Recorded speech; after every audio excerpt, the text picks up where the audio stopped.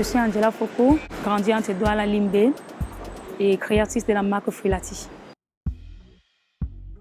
Ce sont des vrais jus naturels qui se font sans eau et sans sucre rajouté, venant de mes propres plantations où je maîtrise la qualité de la matière première. On a l'habitude de consommer les fruits aussi au Cameroun, on a mis du sucre, on a mis un peu, je ne veux pas trop critiquer les autres produits des gens, mais j'ai compris que ce n'est pas ce qu'il faut. Notre règle, c'est de donner des jus bio.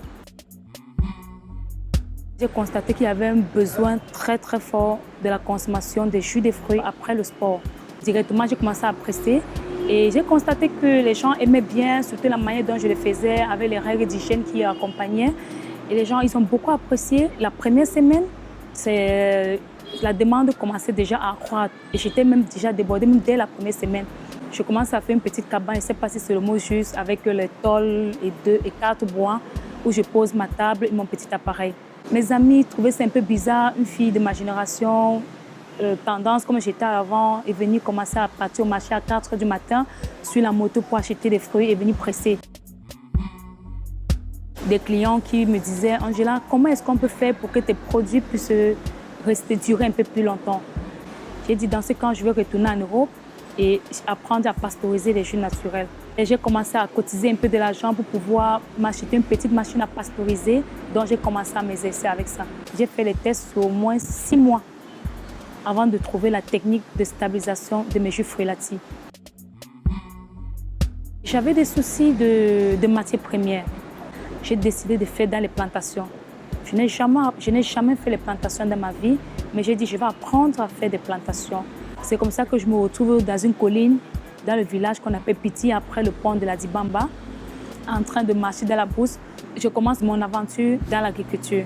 Chaque semaine, je partais au moins 4 fois en plantation pour voir comment les gars travaillent, pour les aider un peu à nettoyer les rejets, pour les encourager, pour les donner à manger. Souvent, même quand je commençais à faire comme eux, à nettoyer ou à planter, on dit non, madame, j'ai dit non, je vais apprendre.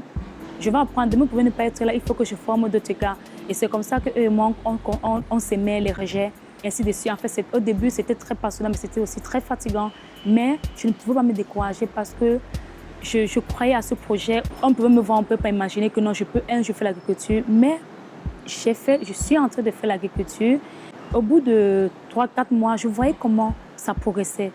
J'allais en plantation, tout était vert et beau. J'étais émotionnée et ça me donnait la force de continuer à y croire à ce projet. Les produits Fruilati sont distribués dans tous les grands supermarchés de la ville, mais bientôt on va envahir tout le Cameroun.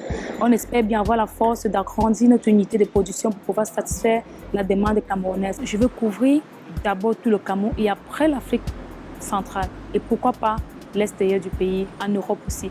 Parce que moi, j'ai confiance en mes produits. Un jus naturel, un jus de référence, un jus de bonne qualité extrême. La terre est un projet qui ne ment pas. Fruilati, au-delà de l'aspect économique, a aussi une essence sociale. Et toute jeune Camerounais doit croire à son projet, à s'intéresser à l'agriculture et à la transformation. Si tu n'as pas la foi ou si tu ne crois pas à ton projet, tu ne vas jamais y arriver. Il faut croire à ce qu'on fait.